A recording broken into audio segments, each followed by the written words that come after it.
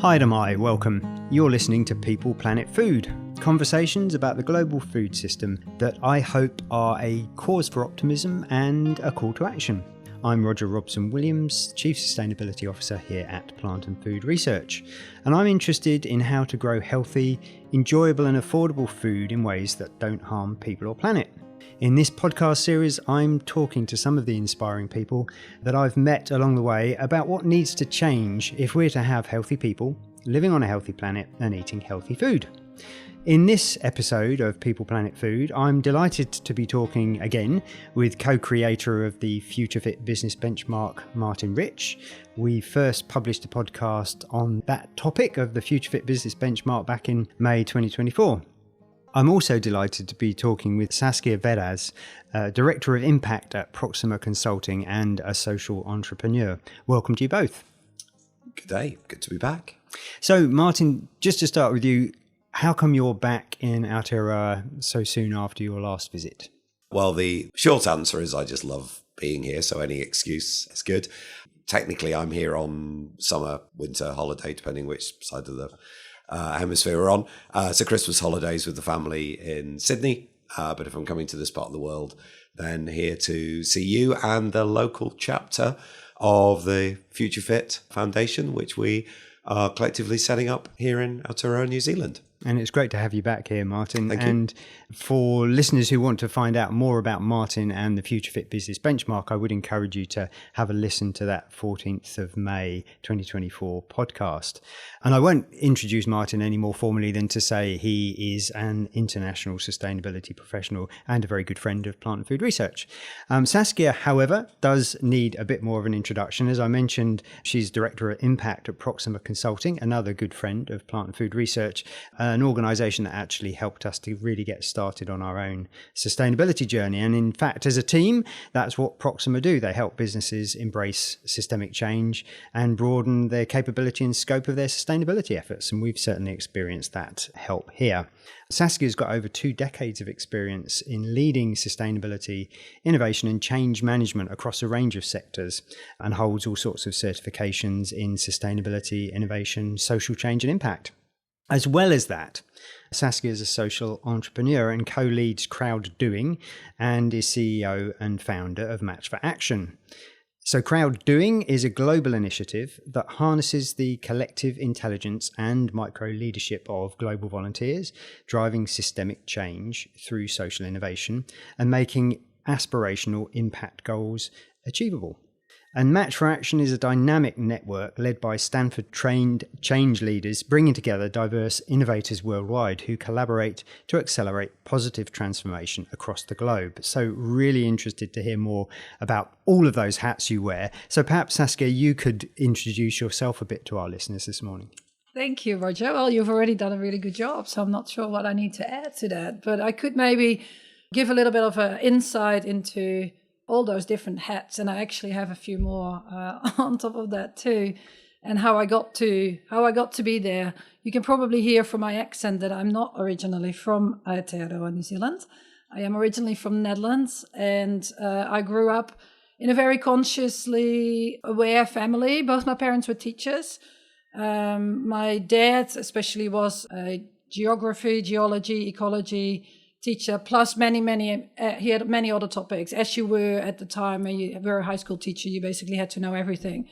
They were just very passionate about learning and about traveling. So we always, in any other holidays that we had, which was a lot because they were both teachers, we would travel around Europe, and Dad would show us the sources of the rivers and the mountains and all that sort of thing, and would take photos to take back to his classes, but at the same time, obviously, teach us. And at the same time, also, they were very interested in people and communities and would always take us to people and communities to see how other people lived, so to show us that. So that was part of my upbringing. And the other really big part of my upbringing was stories about my granddad. So that was my mom's dad, who unfortunately died just before I was born. But he was the counselor in charge during World War II, or at least he was asked to step up. When the Germans had occupied, the mayor had been kidnapped and the second in charge had to go into hiding because of that. And they asked my granddad, who was part of the council, to step up and be the representative to the Germans, which he did. And at the same time, he was the head of the resistance. So the stories were always about how on earth did that happen and how could the kids deal with that, knowing that in the house that they lived, they had to receive the occupiers as well as were hiding food and were hiding people. And so that, to me, grounded me in being able to change systems from within. So being able to do that with both heads and actually be respected by the people that you not necessarily liked, but knew you had to work with, and at the same time make the changes you needed to make so that the system could change, which was after the war. And he became the mayor because of that work that he did. They asked him to step in and become the mayor of the town and then, get to lead the town out of the misery that they'd had throughout the war. So I grew up with all that and knew that I also wanted to do that. I wanted to change the world. I wanted to make sure that I did the best I could for not just for myself, but definitely for the communities. And that became, beyond my hometown to the Netherlands and then Europe and then, further the world sort of thing. And so I always thought I wanted to be at work for the UN. That was originally what I thought would be the ultimate place to change the world, until I found out in my internship when I did a Master's of Public Administration that it was all very political, and I thought, oh my gosh, this is totally not what I feel I need to do. So I love learning, so I done an enormous amount of courses on top of just what I needed to do. So I could actually finish with Masters in Public and Business Administration and jumped into the business side, because I thought, well, actually, through business, you can make a lot more change, and the old things move a lot faster. So I jumped into tourism at the time, from the ground up, worked my way up, and wanted to change the world and also travel the world. So ended up actually living in Australia after traveling, and still in tourism, travel. I was always the change manager, project manager, program manager. Sustainability wasn't really a role yet when I sort of started working, but I was always the hippie in the company. I was always leading the green teams, and people would point to me if things weren't right and that sort of thing, not just from an environmental perspective, but also the ethical perspective and standing up for people if they weren't treated well and that sort of thing. So through the job that I had in Australia, I ended up in Aotearoa New Zealand, and ultimately then ended up at Tourism Holdings, where I became the Chief Sustainability Officer. And when I'd reached that point, I thought, I've learned so much, I need to spread the word more. So I had an opportunity to go into education and set up a postgraduate course called Leading Change for Good and a micro-credential Leading Beyond Sustainability, where I got to teach everything. I got to dump my brain into these courses and teach everything that I'd learned on how you could actually change businesses from within and organizations from within. And with that, changing all the systems around it by the methodologies applied. And then I realized that was fantastic, very inspirational to work with all the people that were learning. But when they went back into their organizations, their executives and boards weren't ready for that type of leader.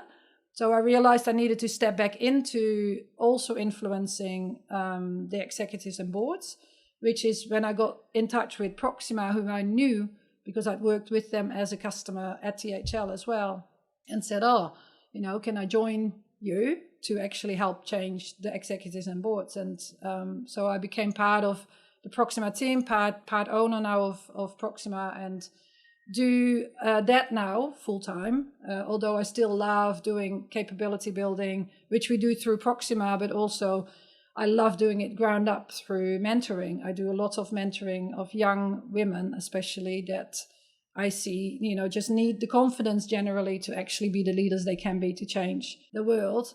And then on that journey, alongside, I realized that I needed to do more on being here in Aotearoa, which is fantastic, but I realized I'm still a global citizen too, so I wanted to do more on a global level from a systems perspective. So that is where I set up the not-for-profit Match for Action in California with people that I'd met at Stanford. And with Match for Action, we joined forces with another social enterprise and set up and run now Crowd Doing, which is trying to bring volunteers along, people that want to do good, people that want to learn something new, people that want to apply their skills, whatever situation that is. Often it is people that are in career breaks or people that have just graduated and want to get some practical skills for what they've learned, but at the same time do something good with their time. So we have about 3,000 volunteers working on all sorts of social innovation gaps. And that sort of satisfies my need to do the global thing, because people are from all over the world, and I get to meet between 100 and 200 new volunteers every 2 weeks that are, wanting to do something and bring amazing things. And we can help them as well, being the micro leaders that they can be and that sort of thing. So yeah, that's a short but too long probably story.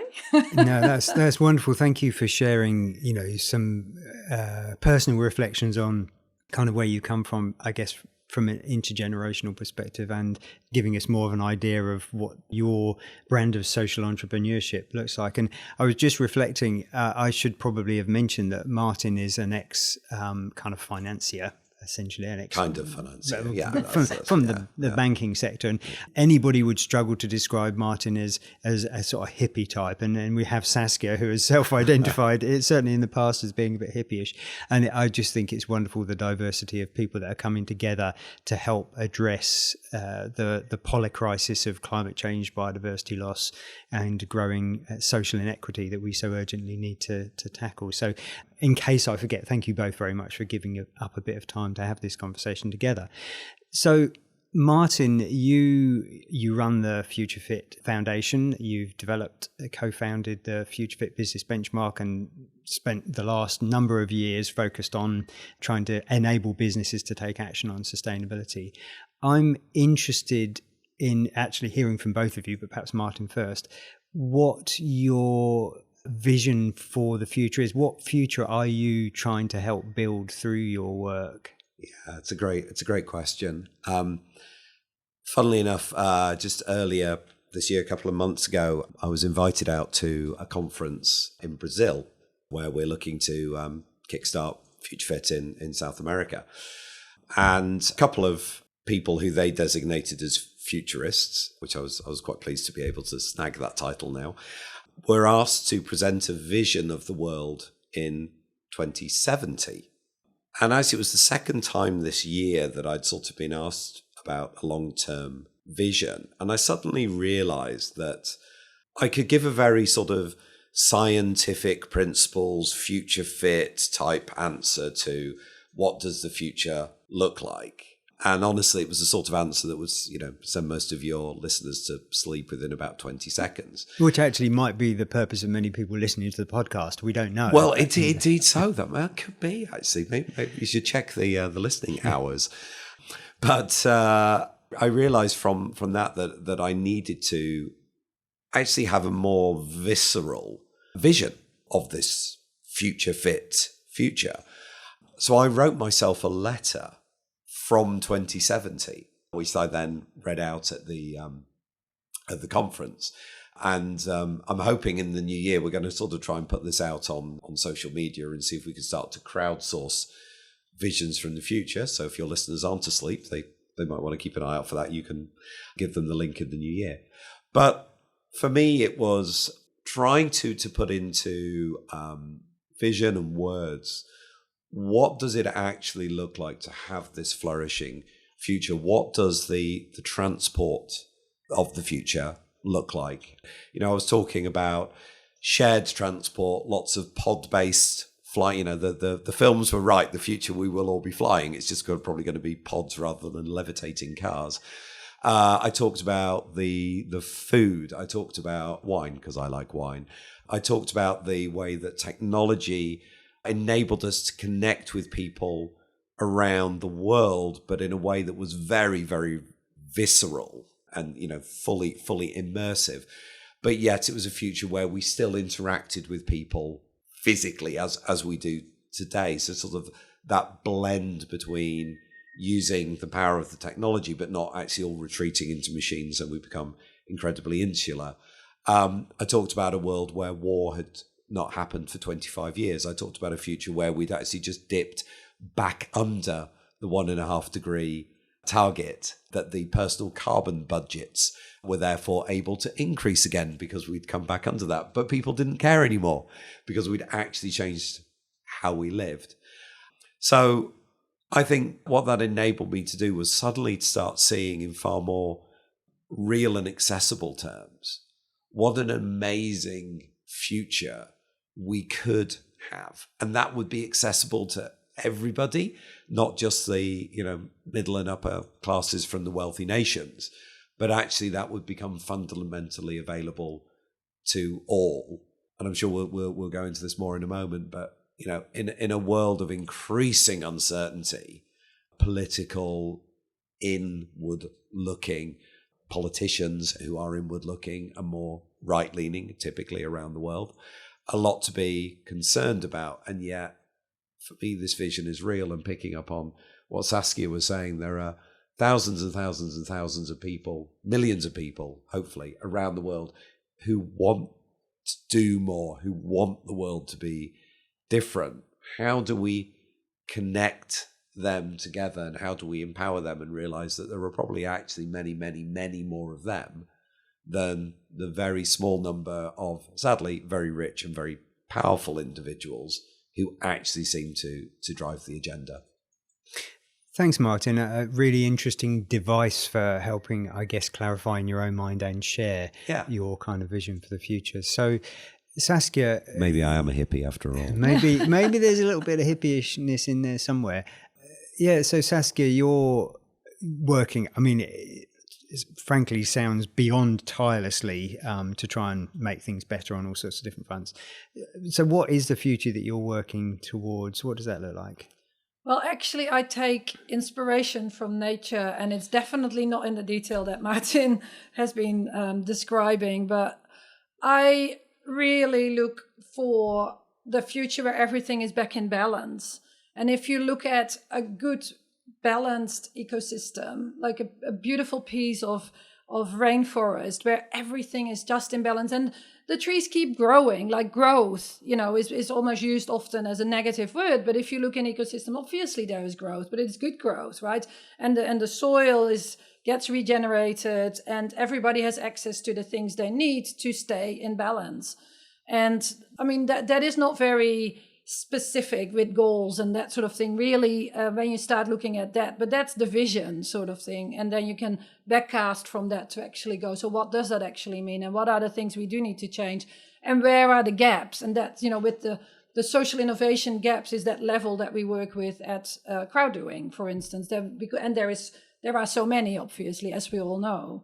Yeah, it is definitely around bringing everybody back in balance, because completely out of balance at the moment. And that's to do with, with the inequality that was just mentioned. And indeed, the way that we eat, the way that we don't grow food, but just buy it from the fridge in the supermarket sort of thing. But getting that back in balance, that people understand that and build a capability around that and building that up. And it will evolve the way that we are dealing with that also alongside technology, because technology is going to be part of our future, and which is a good thing if we manage to keep it in balance, right? And that we don't let it overtake everything else, because then it's, again, pushes everything else out of balance. So thank you. I mean, I personally find, both kind of visions compelling, but the concept especially of learning from nature and saying what does balance look like and how do we get back in balance, and in particular, I guess in my area of interest around the food system,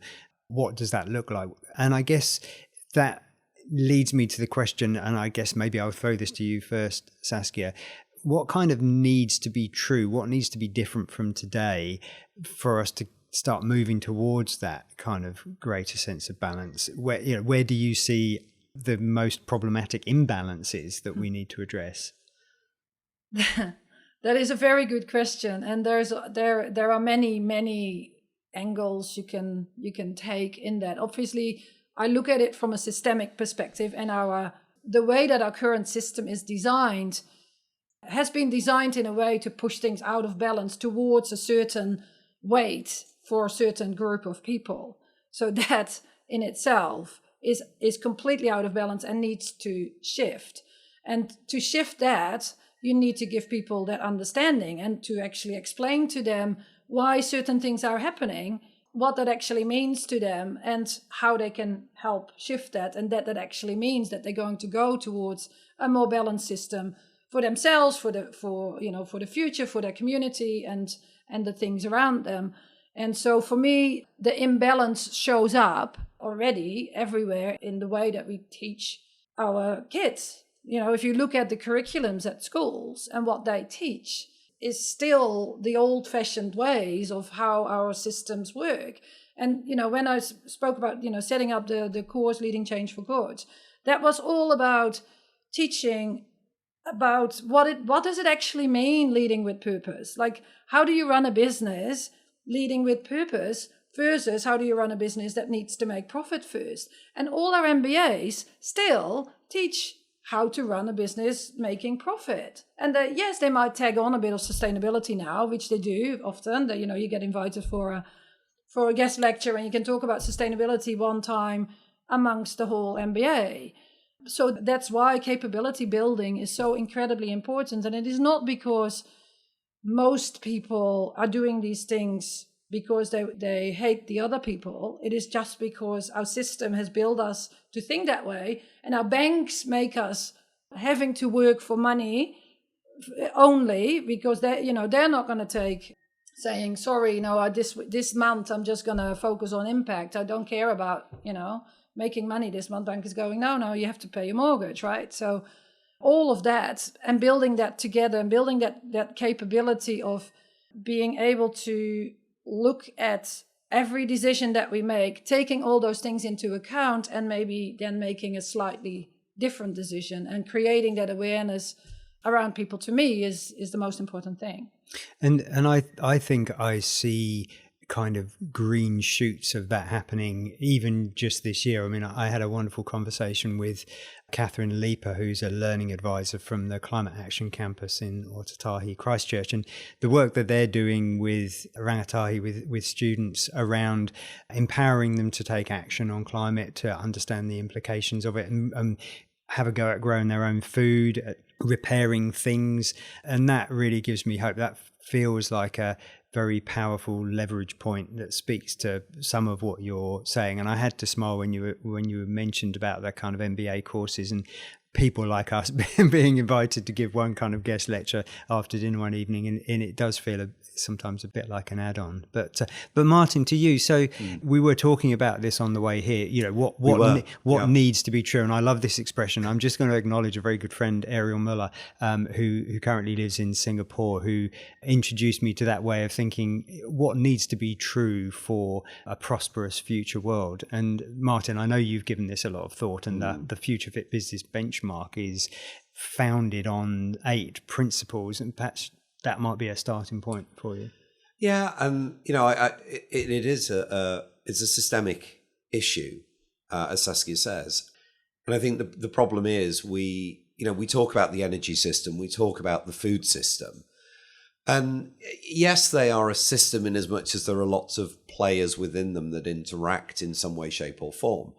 But the problem is that because of the shareholder value paradigm that we operate in, these individual players are not actually acting overall in the pursuit of the right outcome for a flourishing society.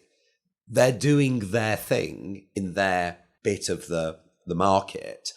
They collaborate with others as they need to, but nobody has sat down, and I can't think of a single country where, for example, the government or whoever has said, right, what we need is a regenerative food system that makes highly nutritious, good quality food available at affordable prices for everybody in the country. And that system needs to be resilient and blah, blah, blah, blah, blah, right? That doesn't happen. What we have is a whole series of farmers, shops, manufacturers, middle people, blah, blah, blah. And all of these are acting in their own way, which means the vast majority are simply there trying to make as much money as they can with as little trouble as possible. There's a small and thankfully growing percentage who are trying to do this in a better way. But there is not a coherent system acting for the overall good. You and I yesterday, Roger, were talking a bit about the energy system. Same thing, right? You've got the energy generators, you've got the transmission folks, you've got the last mile folks, and you've got 101 people actually trying to sell you the electrons flowing through the door, as it were. But again, nobody's really gone back and said, what does it mean to design a grid that gives renewable, affordable energy and access to everybody in a smart manner that now takes account of the fact that, your car can now be a battery that connects to the grid and takes from and gives back. So you don't end up with a coherent system that's trying to take us in that direction. And food is one of those examples. So, the challenge then becomes how do you sort of get there from here? Because you absolutely wouldn't start from this point. And the inertia in the overall system then makes it very hard to unwind. Again, as Saskia says, if you suddenly went back to your bank and said, right, I'm not going to be paying you the interest on my loans for the next year because I'm helping to rewire the overall food system, I mean, they'd probably just throw you out in the street. So it's a hugely complex challenge to move from here to that point. But I think if we can at least start to get this point across and say, actually, the pre-competitive element here should be a sort of a co-design of at least those overall principles of what in Aotearoa New Zealand would a regenerative, healthy food system look like, something that Plant and Food and your various partners, hopefully are thinking about. Then can you start to get the individual players within that start coming together and saying, actually, yeah, that's what we want to create. It's better for society. It's better for the planet. It's better for the country. There's massive benefits to it, but it's not an easy journey from here. No, and again, definitely not an easy journey. But again, I think I am seeing and have seen over the past kind of 12 months some more green shoots in that space. So, I mean, in Aotearoa New Zealand, Angela Clifford leading an initiative to try and do exactly what you're talking about in terms of creating a national food strategy that could begin to do that. And in the UK, where you're from, Sue Pritchard leading some really interesting work around conversations with citizens about actually what they want from the food system and sort of debunking some of the myths that kind of are rolled out very often around people just want kind of cheap food and so on. And actually it's much more nuanced than that. So there are some incredible leaders trying to make headway in this space. And, on that question of have we seen green shoots? So I'm interested, Saskia, and it doesn't have to be related to the food system. I'm thinking more generally action towards this prosperous future that is in greater balance than it is now. Have you observed, let's say, over the last 12 months, some encouraging signs? Yeah, it's a really good question, obviously, because that goes towards my radical optimism that I try to maintain too. But coming back to the food system, I mean, as Proxima, we tried to start addressing that as well, and created like a pilot event called Future Fit Restaurant to try and see who we could bring together of the food system in Auckland to start with, and seeing how much interest there is and how much people actually do want to participate and do want to try and fix it, because most of the people, especially the chefs, actually, because they really care about their produce, right? And they really want to understand where the things come from and want to actually prefer to work with locally produced foods and meet the suppliers and all that sort of thing. I mean, that's what they do. That's their passion. So it's unfortunately many times in the systems that they work, in the restaurants, businesses that they work, they do not get that choice. But if they get the choice, they will definitely participate, right? And help influence it and that sort of thing. And from the consumer's perspective, at the end of it too, like, people want to know, not everybody, but you can definitely see, a growing movement for people that want to give up meat and want to know what to do with all the veg and don't want to waste any food. They want to know, but they don't know, and they don't know where to go for it and all that sort of thing as part of it. And definitely, if you look over the last 12 months, you see many initiatives actually starting in those spaces, whether it's to do with the waste of food and recreating that or regifting it, or on supermarket levels, on restaurant levels, on community levels. I live in Beach Haven as well. The amount of food that gets redistributed amongst the community is amazing. Like, people reach out going, unfortunately, but I mean, this is the sad side of it too, that they're saying at the end of the month, I've actually run out of money. Can anybody help me? My kids have no food in the next few days. But the number of people that just go, oh yeah, I've got this, I've got that, I'll hand it over. And we've got, the community pantry that is always full of stuff for people to pick up. Now, it is obviously a sign of a broken system that has to happen. But at the same time, you can see that there are people stepping up in that space to sort of go, we can help each other. And how are we going to do this long term? How are we, and people are stepping into the entrepreneurial space to sort of go, oh, actually, this happens every month. How can we make this into something, and I can make a living and I can train others and we can do something locally. So those types of things, and that's just talking about the food space, are definitely visible, and you just have to look for the good, really. I mean, that's the sad thing about the media, I find, is that they could report every day on fantastic things that are happening, but obviously they still get the click rates from the crappy stuff, and the stuff that gets reported in New Zealand sometimes on the front pages. You go, why on earth? Why don't you tell the story of the amazing entrepreneurs that we have around New Zealand? Because there are many, there really are, and they all do amazingly inspiring things. And if we could help accelerate that and give them the tools, because often they don't know how to actually expand their good thing that they're doing. They just do what they do, and but that's the type of thing that we can help with. That gives further hope, right? But yeah, you asked about the green shoots, and we just need to water them and feed them to actually help grow. Thanks, and that is a nice kind of segue for me just to reflect on a kind of wonderful meeting I had in Te Puke with Ian Lees-Galloway from the Aotearoa Food Rescue Alliance, and that meeting was catalysed by a concerned citizen that actually listened to the podcast I recorded with Angela Clifford and Sue Pritchard, and was interested in gleaning, in second harvesting from orchards where edible but not marketable fruit sometimes goes to waste. And so that led to us meeting at the Plant and Food site in Te Puke to look at whether we could do a pilot run of second harvesting of kiwi fruit that were left over in some of our orchards after the experimental work that we'd done, and then redistributing that through food rescue organisations to people who need food. And that I found very humbling and encouraging that a concerned citizen would reach out. And I guess one of the reasons for mentioning that now is at the end of these podcasts, I always invite listeners to get in touch if they've got an idea of somebody perhaps I should chat to, or something they just want to share, and just to encourage people that we do actually kind of listen. And in this case, hopefully that connection will lead to something really good. Anyway, that's an aside. So Martin, green shoots, you're living in a different part of the world. You're living in a different hemisphere to Saskia and myself. Are you seeing green shoots? Yeah, definitely. As we've said, the challenges are numerous.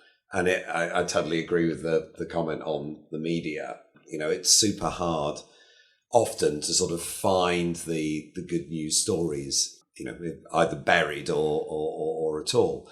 But, similarly, we're seeing huge numbers of individuals who are trying to do good things. We're seeing businesses, either existing ones changing or new ones starting, and trying to address many of these different issues that we've already touched on, and actually embed this very nature of being a regenerative, a future fit style business from the ground up. And ultimately, that's always going to be an awful lot easier to sort of do it that way from day one, rather than trying to retrofit, back into something that's got all of the sort of the inertia and the corporate DNA set up the wrong way from day one.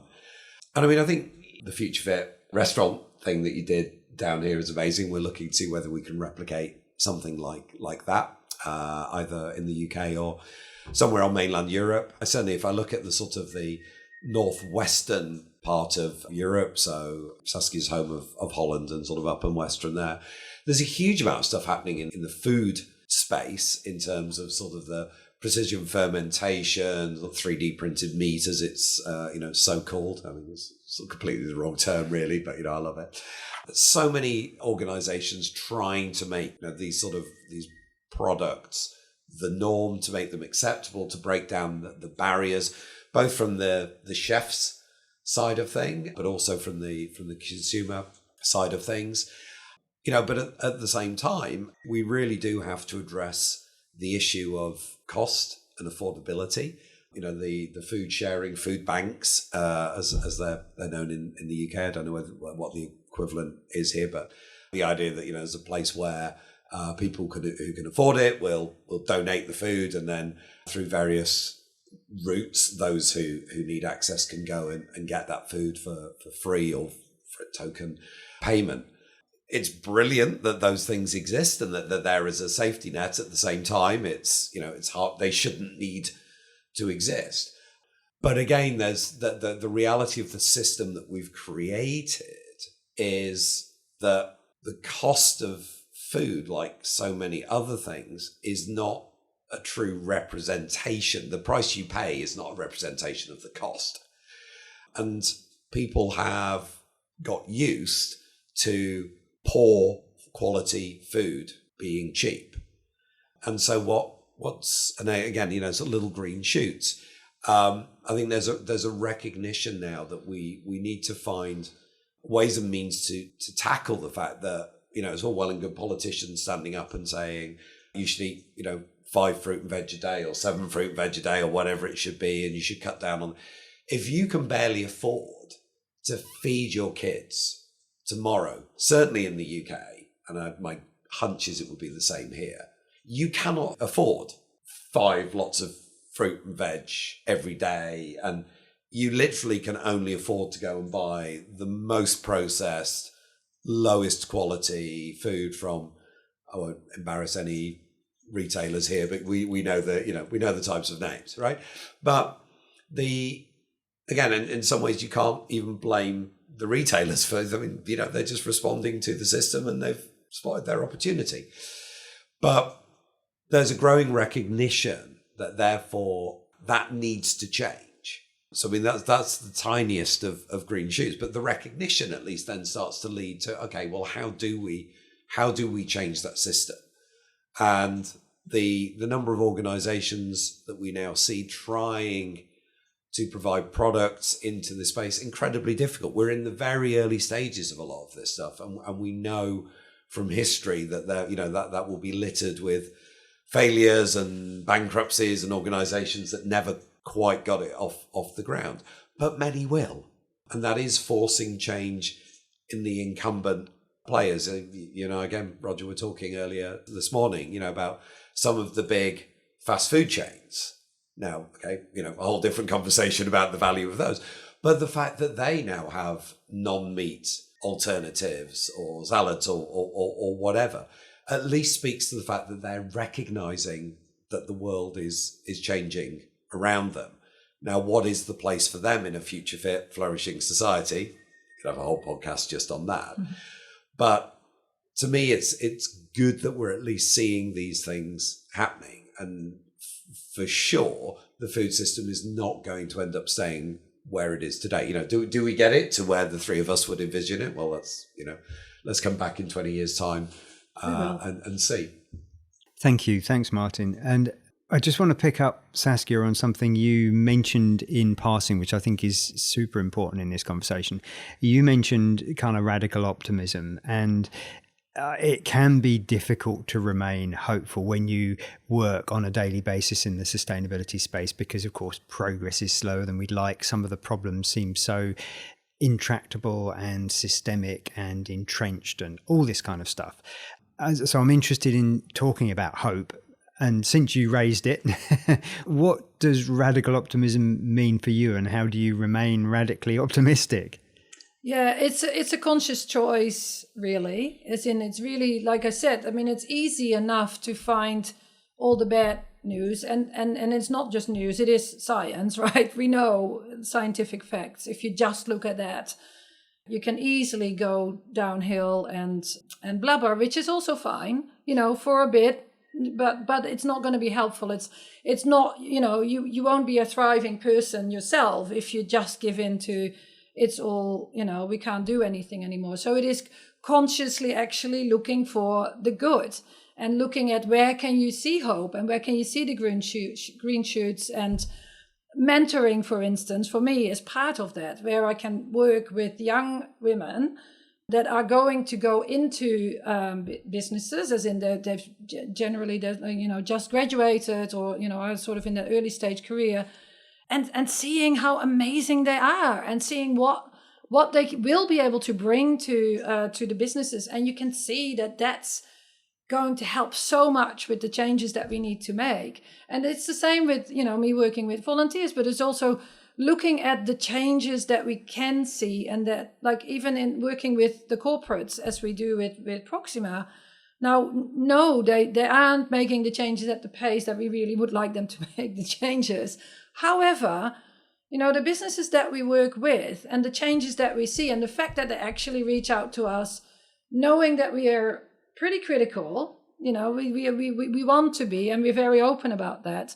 But they actually want to work with us. They want to understand the impacts that they make, positive and negative. They want to create better strategies. They want to make sure that they do the right thing for their people, for the long term, for the communities and that sort of thing. All that does give hope. You can look at it the other way. You can look at, the glass half empty sort of thing. But at the same time, I force myself, like I really want to be and inspire people to continue doing things, because optimism does drive that a lot more, in my opinion, than doing, sometimes you have to use the stick, but, it's much better to do it in an optimistic way for yourself as well. Yeah. Thank you. And Martin, ex-banker, part hippie, it would appear. How do you remain? I can't see you as a hippie. I'm sorry, buddy, but how do you remain hopeful? Well, I think everything that Saskia's just said I completely agree with. And I think when you can just open your eyes and look around and see the beauty of the planet, see the beauty of human nature. No, it really do sound like a reborn hippie. My bank friends would have no idea what I'm talking about.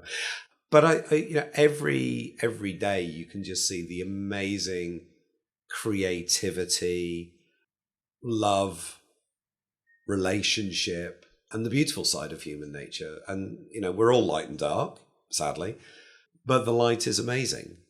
And how do we kindle more of that? And sadly, we've created this system, again to use the word, where so many people in the world just never have the opportunity to fan that flame, because life and the postcode lottery has never given them the opportunity to do that. Every day is survival. The three of us sat in this room are incredibly fortunate that, again, through parentage or hard work or whatever it was, I don't think any of the three of us were particularly born with a silver spoon in our mouths, but we're given that amazing opportunity and encouraged by our parents. Saskia, your parents were teachers and showed you the world. My dad worked incredibly hard to give us an opportunity, and my mum instilled many of the values that I think are still there in me today. Her view was, if you want to be a bin man, that's totally fine. It was a garbage collector here. I don't know whatever the right term is, but it's like, but be the best bin man you can. There's nothing wrong with that. Just be the best you can at whatever you do. Work as hard as you can. Try as hard as you can. And I think, it's those sorts of opportunities that so many people just don't have. either because of the country they were born in, the political system they live in, the wealth or lack of wealth and opportunity that's available to them. So I guess I want to free people to be able to step into all that they can be. And so trying to rewire the system, I'm an engineer by training. I'm an engineer at heart. I fix things. I see problems. I try and repair them. And that really is sort of what I'm trying in a very small way to do with Future Fit, to rewire the system and give people that opportunity and freedom that the current system just doesn't have. And if that can't give you optimism and help you to drag yourself out of bed in the early hours of the morning when you're 12 hours out in your body clock, then, what's going to?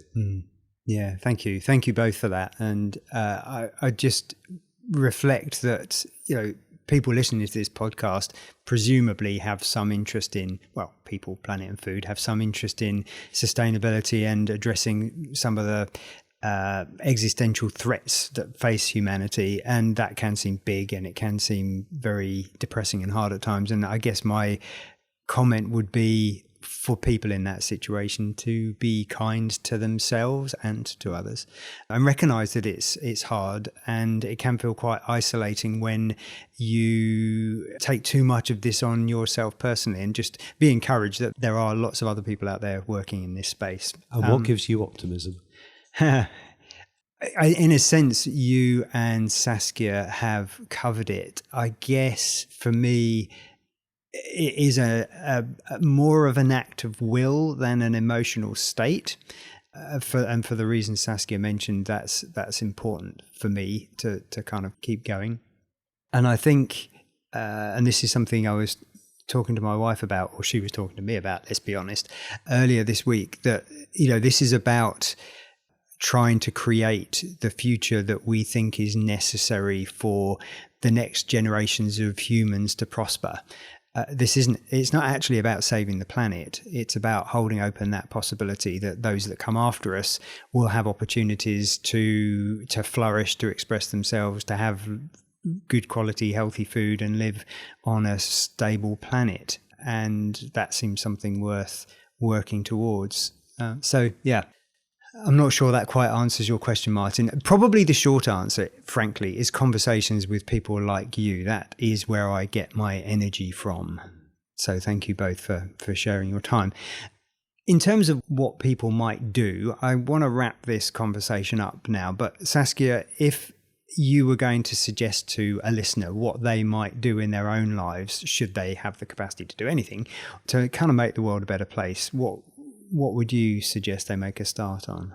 Well, there's actually one thing that I forgot to mention in regards to optimism, and that is nature.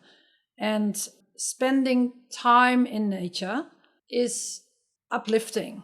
And looking at how nature, the thing that happened during our lockdown still, to me, gives such an amazing, uplifting feeling. Like you saw nature just recover. And to me, that is, if people, want to start with something, and there's also a lot of proof in regards to spending time in nature helps with loads of things, like helps reduce anxiety, helps reduce depression, helps you recover quicker from diseases and all that sort of thing. And just trying to spend more time in nature, I think, will actually make people kinder and understand more about what it is that we're actually trying to do. So that is a very simple thing. It's good for you. Do it together with others. That's even better, because we are a social species. And then on top of that, if you have more time, indeed, look around you and listen to what's going on and see if you just can start helping your neighbor, or can start, thinking about what I was just saying in regards to your community. See if there's something that happens every month or every year or whatever where there is help needed, and see if you can do something with that. It doesn't have to be a big thing. It can be a big thing if you want to be. There's heaps of stuff. You can join volunteering organizations. You could join, crowd doing if you're interested in, doing more virtually with research and that sort of thing. But so there is a load of opportunities. which do take time. And I understand that, not everybody has time for that. So that's why I'm sort of going, if you just look around where you are and take that time out for yourself to just take time in nature to reflect on what's going on and be in the moment. I mean, it's so good for all of us. And it is good for nature too, that we get that connection back, because that is one of the things as well, like we've forgotten, right? We've forgotten that connection that we obviously as a species have with nature. I mean, we're part of it. And when you say it's not about saving the planet, to me, it is also about saving the planet, because nature, we've stepped on it. Like we've forgotten, we've stepped on the indigenous people that actually do, have that in as part of their worldviews, that we are fully connected, and we are fully connected. And that's what we do need to understand more. And by just go down to the park and spend half an hour a day or whatever, and it will help. Thank you. And just to kind of qualify my comment about it not being saving the planet, I guess my point is some people dismiss efforts around sustainability on the basis that it's just about, I don't know, some obscure species of animal that's going to become extinct and who cares kind of thing. But actually the big picture here is, if you want customers to sell stuff to in the future, you really need to be paying attention to biodiversity loss and climate change, et cetera, because as the planet becomes more unstable, the economic system will start to collapse. And ultimately, if things get too bad, the human society as we know it now is unlikely to kind of persist. So at that rather self-serving level, we need to really pay attention to these things to have a functioning society as we know it today going forward. Absolutely, I agree. And your invitation for people to reconnect with nature is so important. And that whole point about we are absolutely part of it, not a part from it, is very well made. Thank you. Martin, final word on that. I think it's all been said. I'd encourage people to make that positive choice of will to try and at least once a day get out of that negative mindset and try to the extent you can in the circumstances you are in to put that positive mindset in. Invest in nature, invest in other people, invest in relationships, again, to the extent you can, even if that's just looking out of your window and being grateful for a bit of grass or a tree that you can see, or grateful for a relationship.